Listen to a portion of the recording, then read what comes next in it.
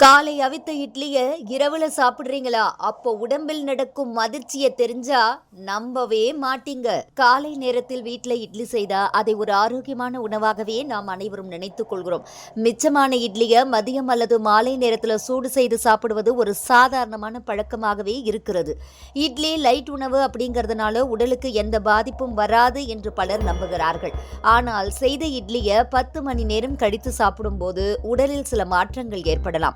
இந்த மாற்றங்கள் உடனடியாக ஆபத்தாக தெரியாமல் மெதுவாக உணரப்படுகின்றன. புதிதாக வேக வைத்த இட்லி மென்மையாகவும் எளிதில் செரியக்கூடிய ஒரு உணவாகவும் இருக்கும். நேரம் செல்ல செல்ல இட்லியின் மென்மை குறைந்து அது சற்று கடினமாகவே மாற ஆரம்பிக்கிறது. இவ்வாறு மாறிய இட்லியை சாப்பிடும் போது வயிறு அதிகமாக வேலை செய்ய வேண்டிய நிலை ஏற்படுகிறது.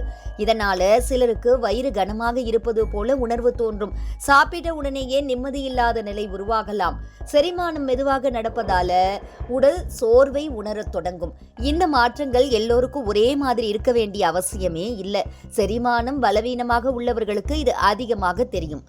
இட்லி புளிப்பு செயல்முறை மூலமா தயாரிக்கப்படக்கூடிய உணவு என்பதை கவனிக்க வேண்டும். அதனால அதில் இயற்கையாகவே ஈரப்பதம் அதிகமாக இருக்கும்.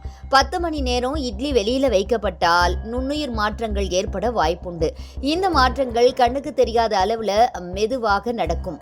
வாசனை அல்லது சுவையில லேசான மாற்றம் ஏற்பட்டாலும் நாம் அதை கவனிக்காம சாப்பிடக்கூடும். இதன் விளைவாக வயிற்றுல எரிச்சல் அல்லது அசௌகரியம் தோன்றலாம்.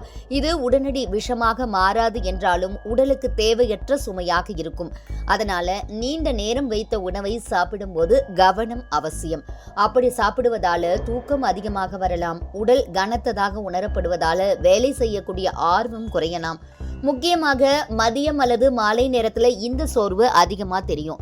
உணவு கெட்டதாலேயே இப்படி இல்லை என்பதை புரிந்து கொள்ள வேண்டும். உணவின் நேரமே இதற்கு காரணமாக இருக்கிறது. இந்த மாதிரியான உடல் மாற்றங்கள் அனைவருக்கும் ஒரே மாதிரியாக ஏற்படுவதில்லை. குழந்தைகள் மற்றும் வயதானவர்கள் இந்த மாற்றங்களை அதிகமாக உணரக்கூடும். சர்க்கரை நோய் அல்லது குடல் சம்பந்தமான பிரச்சனை உள்ளவர்களுக்கு இது சிரமமாக இருக்கலாம். ஆரோக்கியமான சிலருக்கு எந்த பெரிய பிரச்சனையும் தெரியாமல் போகலாம். அதனால இதை சாதாரணமாக எடுத்துக்கொள்ளக் கூடாது. உடல் கொடுக்கக்கூடிய சின்ன சின்ன சிக்னல்களை கவனிக்க பழக வேண்டும். அசௌகரியம் தொடர்ந்தால் உணவு முறையை மாற்றுவது நல்லது. இதுவே நீண்டகால ஆரோக்கியத்துக்கு பாதுகாப்பான வழியாகும். இட்லி செய்த பிறகு 6 முதல் 8 மணி நேரத்துக்குள்ள சாப்பிடுவது சிறந்ததாக கருதப்படுகிறது. நீண்ட நேரம் வைத்திருந்த இட்லியை நன்றாக ஆவி வரும் வரை சூடு செய்ய வேண்டும். வாசனை மாறி இருந்தாலோ அல்லது சுவை வேறுபட்டாலோ சாப்பிடாமல் தவிர்க்க வேண்டும்.